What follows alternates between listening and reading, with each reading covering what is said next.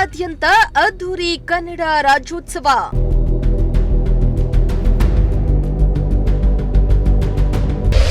ಕನ್ನಡ ಶಾಲು ಹಾಕಿಕೊಂಡು ಮಿಂಚಿದ ಪರಮೇಶ್ವರ್.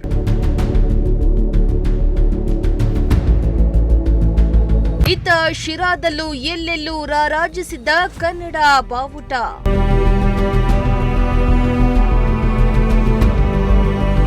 ಇಂದು 70ನೇ ಕನ್ನಡ ರಾಜ್ಯೋತ್ಸವ ಸಂಭ್ರಮ ಸಡಗರ ಜೋರಾಗಿದ್ದು, ತುಮಕೂರಿನಲ್ಲಿಯೂ 70ನೇ ಕನ್ನಡ ರಾಜ್ಯೋತ್ಸವವನ್ನ ಅದ್ದೂರಿಯಾಗಿ ಆಚರಣೆ ಮಾಡಲಾಯಿತು.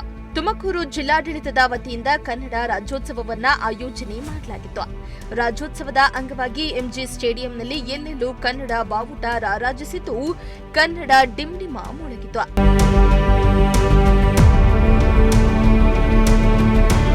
ನಗರದ ಎಂಜಿ ಸ್ಟೇಡಿಯಂನಲ್ಲಿ ಜಿಲ್ಲಾಡಳಿತದ ವತಿಯಿಂದ 70ನೇ ಅದ್ದೂರಿ ಕನ್ನಡ ರಾಜ್ಯೋತ್ಸವವನ್ನು ಆಯೋಜನೆ ಮಾಡಲಾಗಿದ್ದು, ಜಿಲ್ಲಾ ಉಸ್ತುವಾರಿ ಸಚಿವರಾದ ಪರಮೇಶ್ವರ್ ಅವರು ಕನ್ನಡ ಶಾಲು ಹಾಕಿಕೊಂಡು ಬಂದು ಧ್ವಜಾರೋಹಣವನ್ನ ನೆರವೇರಿಸಿದ್ರು.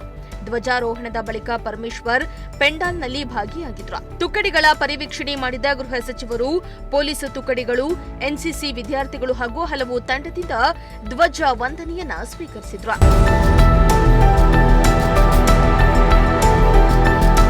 ಇನ್ನು ಕನ್ನಡ ರಾಜ್ಯೋತ್ಸವದ ಅಂಗವಾಗಿ ಶಾಲಾ ಕಾಲೇಜು ವಿದ್ಯಾರ್ಥಿಗಳಿಂದ ಸಾಂಸ್ಕೃತಿಕ ಕಾರ್ಯಕ್ರಮಗಳನ್ನು ಏರ್ಪಡಿಸಲಾಗಿದ್ದು, ಮಕ್ಕಳ ನೃತ್ಯ ಕಣ್ಮನ ಸೆಳೆಯುವಂತಿತ್ತು.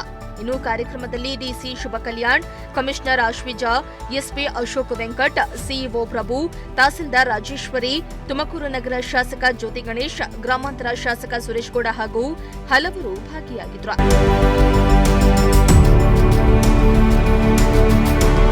ಇತ್ತ ಶಿರಾದಲ್ಲಿಯೂ ಕನ್ನಡ ರಾಜ್ಯೋತ್ಸವ ಸಂಭ್ರಮ ಸಡಗರ ಜೋರಾಗಿತ್ತು.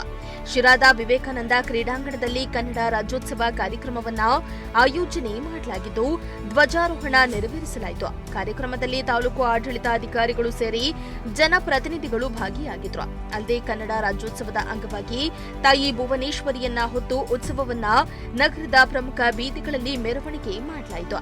ಮೆರವಣಿಗೆಯಲ್ಲಿ ತಹಸೀಲ್ದಾರ್ ಆನಂದ್ ಕುಮಾರ್ ಸೇರಿದಂತೆ ನಗರಸಭೆ ಆಯುಕ್ತ ರುದ್ರೇಶ್ ಸೇರಿ ಹಲವರು ಸ್ಟೆಪ್ ಹಾಕಿದ್ದು ವಿಶೇಷವಾಗಿತ್ತು. ಶಿರಾದಿಂದ ಶ್ರೀಮಂತ್ ಜೊತೆ ಪುನೀತ್, ಪ್ರಜಾಶಕ್ತಿ ಟಿವಿ, ತುಮಕೂರು.